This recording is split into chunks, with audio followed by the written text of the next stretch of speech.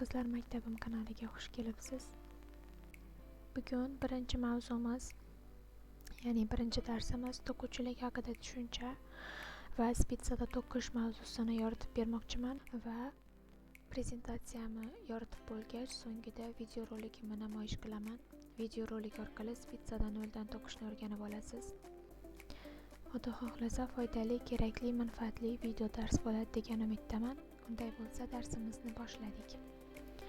Bugun darsimizda rejamiz to'quv jarayonida ehtiyot choralari, to'quv anjomlari va ularning turlari, spitsa haqida umumiy ma'lumot va amaliy ko'rsatma, ya'ni video namoyishi deganman. Bu yerda spitsa haqida dastlab nazariy ma'lumot beriladi va amaliy ravishda noldan to'qilish jarayonlari ko'rsatib o'tiladi.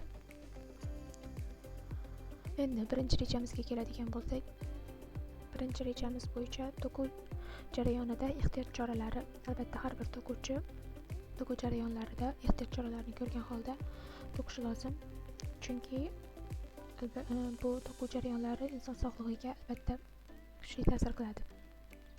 To'quv bilan shug'ullanayotgan inson uzoq vaqt davomida bir holatda o'tiradi, qo'l va barmoqlarini muntazam harakatlantiradi, ko'zlari esa mayda detallarga diqqat bilan qaraydi. Shu sababli to'quv jarayonida ehtiyot choralariga rioya qilish ish unumdorligini oshirish bilan birga sog'liqni saqlashga ham yordam beradi. Ehtiyot choralarini asosiy muhimlaridan 4tasini keltirib o'tdim. Shu 4tasiga amal qilgan holda to'quvchilik faoliyatini boshlashingizni shaxsan tavsiya qilib qolaman. Eng muhimlaridan biri, bu birinchisi ish joyining tartibliligi. Bunda ip, spitsa, qaychi, igna va boshqa anjomlar tartibli joylashtirilsa, vaqt tejaladi, ish jarayoni tezlashadi, xavf kamayadi. Tartibsiz joyda igna yoki spitsani yo'qotib qo'yish mumkin, bu esa xavf tug'diradi. Ikkinchi muhim e'tiborli jihat yoritishning ahamiyati. To'quvda ko'p hollarda mayda halqalar bilan ishlanadi, shuning uchun yorug'lik juda muhim hisoblanadi. To'g'ri yoritish ko'z charchashini kamaytiradi, mahsulotdagi xatolarni kamaytiradi, ranglarni aniq ko'rishga yordam beradi. Yoritishga aloqador tavsiyalar: tabiiy yorug'likdan foydalanish, kechqurun stol lampasidan foydalanish, iloji bo'lsa kechqurun to'qimaslik, juda kuchli yoki xira chiroqdan saqlanish. Mutaxassislarning fikriga ko'ra, noto'g'ri yoritishda ishlash ko'z charchashining 40%ga oshiradi. Shuning uchun juda ehtiyot bo'lish kerak ko'z bilan munosabatda, to'quv jarayonlarida. Keyingi ehtiyot choralarimizda ko'z salomatligini saqlash bo'yicha alohida to'xtalib o'tdik. Uzoq vaqt to'qish ko'zga juda katta yuklama beradi. Shuning uchun ko'zlarni himoya qilish uchun har 20 daqiqada uzoqqa qarash, ko'zni yumib dam berish, xonani yaxshi yoritish, kerak bo'lsa ko'zoynaklardan foydalanish muhim hisoblanadi. 20-20-20 qoidasi, ya'ni har 20 daqiqada 20 soniya davomida 20 metr uzoqlikka qarash tavsiya etiladi. Shunda ko'z zo'riqmasdan qaragunimizgacha bizga xizmat qilib beradi. To'quv anjomlaridan xavfsiz foydalanish. Spitsa bilan bu yer 3 bo'lib qolibdi, 4 bo'lishi kerak edi. 4-ehtiyot choralarimiz 4-si to'quv anjomlaridan xavfsiz foydalanish. Spitsa bilan ishlaganda spitsani uchini odamga qaratmaslik, qaychi bilan ishlashda qaychini yopiq holda saqlash, ishlatgandan keyin joyiga qo'yish, ignani ishlatganda ignani matoga sanchib qoldirib ketmaslik, maxsus ignadon idishga solgan holda saqlash. Bu yerda nafaqat spitsa emas, balki krючок bilan ishlaganda ham ehtiyot bo'lishimiz kerak. Bu aytib o'tilgan yuqoridagi 4ta eng muhim ehtiyot choralari hisoblanadi. Albatta amal qilishingizni so'rab qolaman, zero har birimiz uchun kerakli bo'lgan ehtiyot choralari hisoblanadi. Endi keyingi rejamiz to'quv anjomlari va ularning turlari hisoblanadi. To'quv anjomlarimiz turlariga birinchi navbatda spitsani misol qilib keltirsak bo'ladi. Spitsa 2 dona uzun ignasimon asbob hisoblanadi. Mana ko'rishingiz mumkin, 2 dona uzun asbob hisoblanadi. To'quv asbobi ipdan halqalar hosil qilish orqali mato to'qiladi. Ushbu spitsa yordamida spitsani 3ta turi bor, asosan ko'p ishlatiladigan. To'g'ri spitsa, bu tayoq ko'rinishda 2ta to'g'ri spitsa, mana 2ta to'g'ri spitsa. Aylana spitsa, mana o'rtasida sim o'tgan bo'ladi. Bu kengroq, kattaroq kiyimlar to'qish uchun mo'ljallangan spitsalar hisoblanadi. Keyin paypoq spitsasi, bu 5talik spitsa hisoblanadi. Bu faqat paypoq emas, balki ko'ylaklar yenglarini chiqarishda ham qo'llaniladi. Razmerlari, har bir spitsaning razmerlari, ya'ni aylana diametrlari mavjud bo'ladi.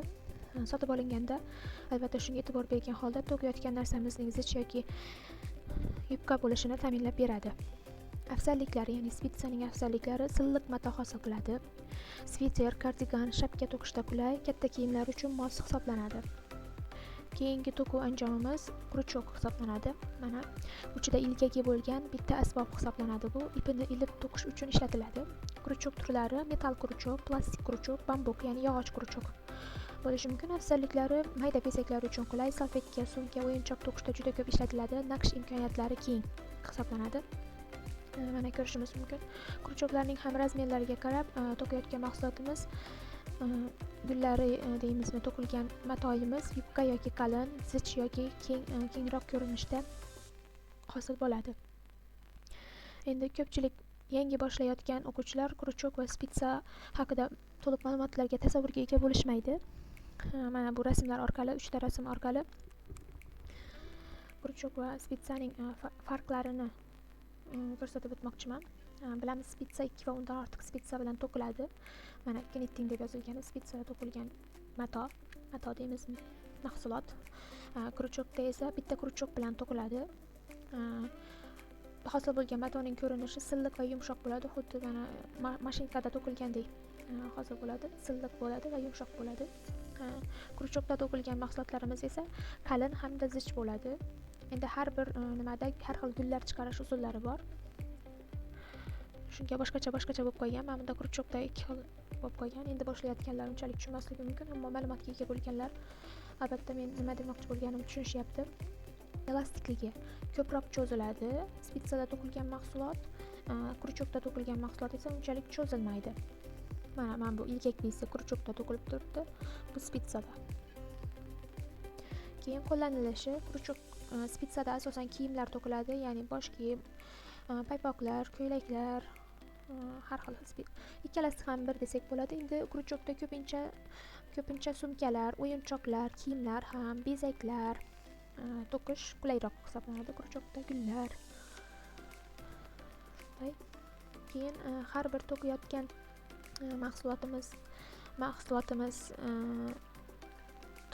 mahsulotimizga ipning sifati ta'sir qiladi. Mana ipimiz to'quvning asosiy materiali hisoblanadi. Ipning sifati tayyor mahsulot sifatiga bevosita ta'sir qiladi deb yozib qo'yganman. Ipni olayotgan paytimizda uni tarkibiga ahamiyat berishingizni so'rab qolaman, chunki mana har bitta ip sotib olinganda mana shunaqa qog'oz bilan nima qiladi, boylab qo'yiladi deymizmi. Unda mana bu tarkibi u bilan nimalar qilish mumkinligi yozilgan bo'ladi. Masalan, men bunda 55% katton xlopok, ya'ni paxta degan inglizcha katton, ruscha xlopok, paxta 55% paxta, 45% akril. Akril bu sun'iy tola hisoblanadi. 55% katton, 55% paxta tabiiy mahsulot hisoblanadi. Bu yerda 60% katton, 60% tabiiy mahsulot, 40% akril, 40% sun'iy mahsulot. Bu yerda 51% akril va 49% wool yoki sherst, ya'ni qo'y juni hisoblanadi. Bular biroz tvit deymizmi, tüy deymizmi, shunaqasi bo'ladi. 51% akril, 49% sherst, wool bo'ladi. Keyingi prezentatsiyamizda har bir ip turi haqida ma'lumot berib o'tganman. Mana paxta ip bo'yicha xususiyatlari: tabiiy tolali, yumshoq, havo o'tkazadi, yozgi kiyimlar uchun ideal hisoblanadi. Kamchiligi kam cho'ziladi. Qo'llanilishi bolalar kiyimlari, yozgi koftalar uchun ideal hisoblanadi. Bu paxta ip. Akril ipimiz xususiyatlari: sun'iy tolali hisoblanadi. Bu ipimiz narxi arzon, rang tanlovi ko'p hisoblanadi. Afzalliklari: yuvishga chidamli, shaklini yaxshi saqlaydi. Qo'llanilishiga keladigan bo'lsak, yangi boshlovchilar uchun qulay, katushka bo'lish ehtimoli yuqori bo'ladi. Aralash iplar: bu ideal iplar hisoblanadi. Bunda ikkala ipning yaxshi xususiyatlari birlashtiriladi. Masalan, 50% paxta, 50% akril, yuqorida ko'rib o'tilgan rasmimiz singari, yoki bo'lmasa 70% jun, ya'ni wool yoki sherst deb yoziladi, 30% akril. Mana wool, sherst 49%, 51% akril, mana bunda 60% katton, 40% akril, shunday ko'rinishda aralash iplarimiz bo'ladi. Bular ideal variant hisoblanadi barcha xildagi to'quv mahsulotlarimiz uchun. Wool, sherstdan tashqari bu wool shirst bu jun hisoblanadi o'zbekchasi, ya'ni qo'y juni hisoblanadi. Bu tabiiy tolali, juda issiq tutadi, yumshoq va elastik bo'ladi. Qishki kiyimlar uchun ideal hisoblanadi. Masalan, shapka, sviter, paypoq, kardiganlar to'qish uchun yaxshi. Lekin ba'zi bir wool iplar teriga tekkanda biroz qichittirishi mumkin. Shuning uchun bolalar kiyimlarida ko'pincha aralash iplar ishlatiladi. Wool plus akril deb yozib qo'yiladi. Bu lentalarida o'sha sotiladigan ipni. Keyin bundan tashqari wool tushunchasidan boshqa alpasa yarn, mohair, angora deb yozilgan yozuvlarni ham ko'rishimiz mumkin. Bular olinadigan hayvon mahsulotiga mos yozilgan bo'ladi. Ya'ni angora quyoni, mohair bu angora echkisidan, alpasa degani alpaka degan hayvonni junidan olingan bo'lgani uchun shunday yozib qo'yiladi. Bular ham tabiiy mahsulot hisoblanadi. Bu yerda faqatgina akril sun'iy tola hisoblanadi. Shuning uchun 100% akrillik mahsulotlarimiz arzonroq bo'ladi. Aralash qilib olgan maqsadga muvofiq deb o'ylayman. 3-rejamiz spitsa haqida umumiy ma'lumot. Bu yerda nazariy qismni yoritib beraman. Keyin amaliy ko'rsatma, ya'ni 0 dan spitsada to'qishni aytib o'taman.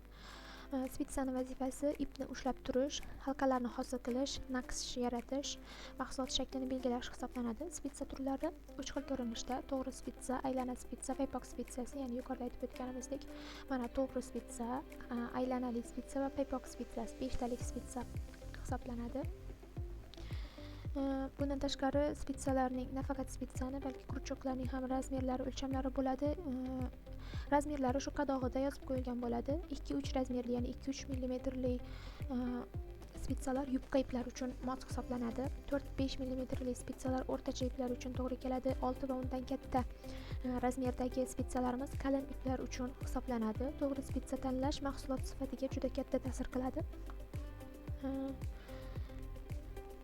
Keyingi nimamiz spitsa to'qishning asosiy usullari deb yozib o'tdim. Bunda halqa terish, old halqa olish, orqa halqa olish va rezinka to'qish usuli. Video darsimizda ham shularni ko'rib o'tamiz barchasini. Hozir nazariy jihatdan kataloglarda yoziladigan ko'rinishlari o'zbekchada halqa terish, ya'ni petля deb ataladi. Bu barcha spitsada to'qiladigan mahsulotlarning boshlang'ich bosqichi hisoblanadi. Vazifasi boshlang'ich qator yaratish, mahsulot kengligini belgilash, razmerini belgilash desak ham bo'ladi. Masalan, 30 ta halqa kichik sharf boshlanishi uchun yetarli bo'ladi. Kichik yoshdagi bolalar sharfi uchun. Ikkinchisi old halqa, ya'ni o'zbekchada old halqa, kimdirlar o'ng to'qish yoki o'ng petля deb ham ataydi. Ruschasida litsevaya petля. Bu kataloglarni nima qilsangiz litsevaya petля deb yozilgan bo'ladi. Asosiy usul hisoblanadi bu. Barcha yangi boshlovchilar ham shu usuldan boshlaydi. To'qilishi orqa halqaga nisbatan biroz osonroq hisoblanadi, tez o'rganiladi. Uchinchimiz orqa halqa terish, ya'ni ters deb atadi. Ko'pchilik yana chap deb ham ataydiganlarni bilaman. Ruschada iznanishная petля deyiladi. Bu usul matoga boshqa ko'rinish beradi. Ko'pincha naqshlarda, rezinka usulida ishlatiladi. Naqshlar chiqarishda ushbu ikkita chap bilan o'ng petlalar yordamida har xil naqshlar chiqarishni inshaalloh keyingi darslarimizda ko'rib o'tamiz. Bugungi darslarimizda faqat shu 4tasi o'rganiladi. Bu 4-inchisi rezinka usuli, u ham oddiy. Bitta old, bitta orqa halqa almashinib to'qiladi. Ya'ni bitta o'ng petla, bitta chap petla yoki ters petla deb ham ataladi. Qo'llanilishi yoqada, yengda, shapka chetlarida rezinka sifat qilib to'qiladi. O'sha hosil qilishda ishlatiladi.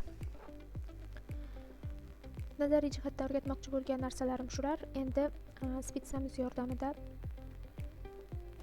0 dan to'qishni o'rganib olamiz.